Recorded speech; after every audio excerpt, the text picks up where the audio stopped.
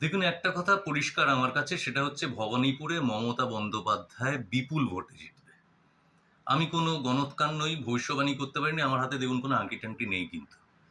কিন্তু আমি যেটা একটা ভোটের ট্রেন্ড বলতে পারি, ভবানীপুরে ১৯৫০ থেকে ১৯৭২ পর্যন্ত কংগ্রেস ছিল, কংগ্রেস জিতেছে। কোনো বামপন্থীরা জেতেনি, অন্যান্য দল জেতেনি।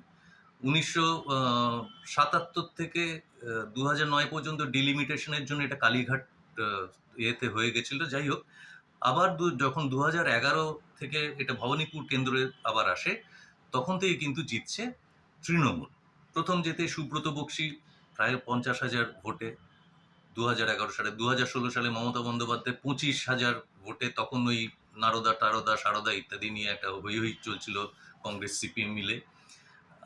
২০২১-এ শোভনদেব চট্টোপাধ্যায় যেতে প্রবল হাওয়া, মানে বিজেপি যেন বিজেপি মন্ত্রিসভা করে ফেলেছে, এবং যে আর কি কালচারাল মন্ত্রী-টন্ত্রী হবে বলে সাধ করেছিল, তাকে প্রায় ২৮-২৯,০০০ ভোটে হারিয়ে শোভনদেব চট্টোপাধ্যায় যেতে, এবং উপনির্বাচনে তারপর ৫৮,০০০-এরও বেশি ভোটে টিপ্রেবলকে হারিয়ে মমতা বন্দ্যোপাধ্যায় যেতে। কাজেই ট্রেন্ড বলছে যে ভবানীপুরে, সেটা বলতে পারেন আপনি মিনি ইন্ডিয়া, সেখানে গুজরাটি আছে, সেখানে শিখরা আছে, সেখানে বিহারিরা আছে, সেখানে মারোয়ারি আছে, এবং একটা অংশ সংখ্যালঘু রয়েছে, একটা অংশ বাঙালিদের, একটা বিপুল পুরনো বাঙালি, বনেদি বাঙালিদের।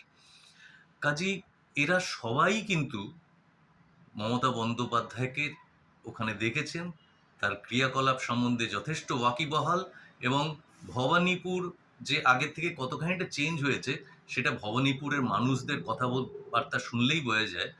এবং আরেকটা জিনিস পরিষ্কার, সেটা হচ্ছে শুভেন্দু অধিকারী ওখানে বিরোধী নেতা, তার নমিনেশন জমা দেওয়ার সময় অমিত শাহকে নিয়ে বিশাল মিছিল, কিন্তু পুরোটাই সাজানো, পয়সা দিয়ে লোককে আনা, বিভিন্ন সাধু সাজিয়ে, এখান থেকে নবদ্বীপ থেকে, এখান থেকে, যাই হোক। আর মমতা বন্দ্যোপাধ্যায় তার বাড়ি থেকে হেঁটে হেঁটে সার্ভে বিল্ডিং গেলেন, হাজার হাজার মানুষ তার পাশে হাঁটল। That says clearly that it's inevitable যে ভবানীপুরে মমতা বন্দ্যোপাধ্যায় বিপুল বিপুল ভোটে জিতছে।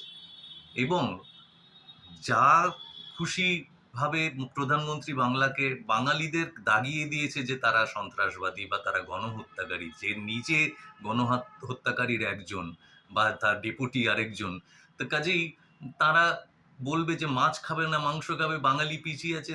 তোমরা বলার কে? মমতা বন্দ্যোপাধ্যায় ভবানীপুরে জিতবে, জিতবে, জিতবে। যারা এর বিরোধিতা করেন তাদের আমন্ত্রণ জানালাম, মমতা বন্দ্যোপাধ্যায় যদি না জেতে, তাহলে আমি তোমাদের খাওয়াবো। Take it as a challenge. আপনারা দেখছেন গণমঞ্চ বার্তা। ভালো লাগলে শেয়ার করবেন বন্ধু স্বজনদের। ভালো থাকবেন, সুস্থ থাকবেন। ধন্যবাদ।